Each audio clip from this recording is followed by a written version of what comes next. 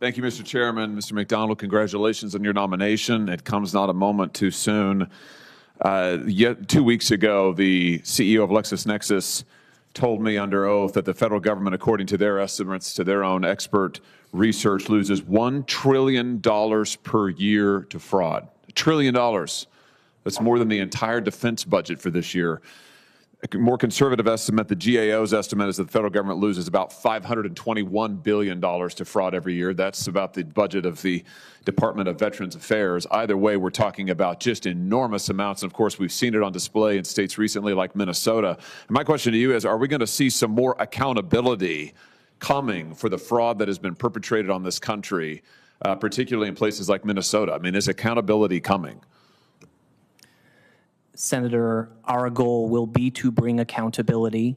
It will not be easy, but we will work tirelessly to bring that accountability to ensure that the fraud that we are seeing annually is erased. Let me just give you one example of the kind of accountability I think we need to see. The Attorney General of the state of Minnesota, Keith Ellison, was in front of a committee of mine, and under oath, I would just say, just a couple of weeks ago.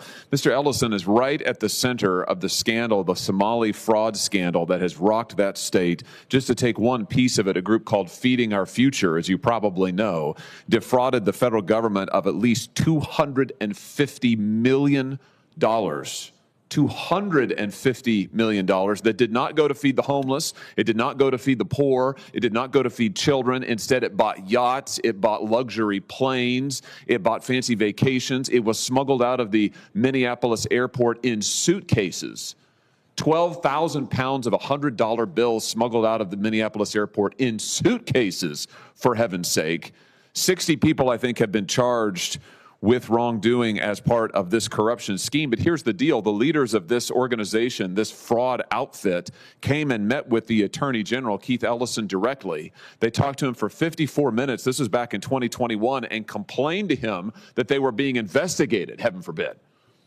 And he offered to help them. They repeatedly offered him campaign contributions, and we know this because they recorded the meeting. 54 minutes of recording that we have, because the fraudsters recorded the meeting. Ellison tried to deny it. It's all on tape.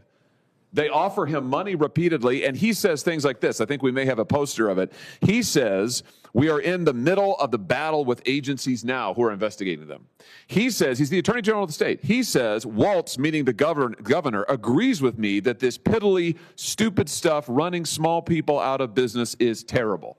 Piddly, stupid stuff, meaning investigation for mass fraud. He goes on to say, just to be able to say, just getting the question, just getting the inquiry from the Attorney General is sometimes enough to make people knock it off. In other words, he offered repeatedly to help them get rid of the investigations that were ongoing into this group. Even as they were sitting there, he said to them, I am directing my staff right now to intervene on your behalf. And then just days after he met with them, he took $10,000 in campaign contributions, including from individuals who were indicted by the federal government for fraud. He's been charged with nothing. And in fact, he sat where you're sitting under oath, and he denied to me he took any money at all. I've got it right here. It's in his own campaign finance reports. $10,000, including from indicted individuals and others who are associated with this group, members of this group, that defrauded the federal government of $250 million. My question to you is, are we going to see accountability for people like that? Are we going to see heads roll for people who are in the middle of this fraud and enabled it and protected the fraudsters and defended it and used their office in order to help people get away with crimes?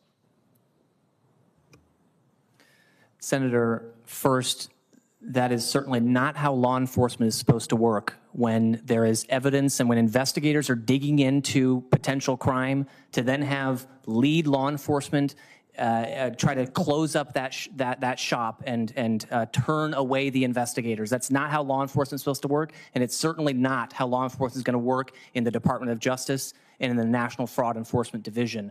We will be, the vision that we have is a division that is large enough where no fraud is too big and no fraud is too small, so that we can reach all actors within the chain of criminal culpability, and no one more than that, only those within the chain of criminal culpability. Those are the ones that we are going to be looking after, investigating, and following the facts without fear or favor. Good. I think that's absolutely vital. I think it's long overdue. You said that no fraud is too big or too small. I hope that will also mean that no elected official is too big or too small, because those who helped enable this fraud, those who stopped investigations, they should be prosecuted too. If we don't get accountability, as you know, Mr. McDonald, this will never stop, and we need accountability now.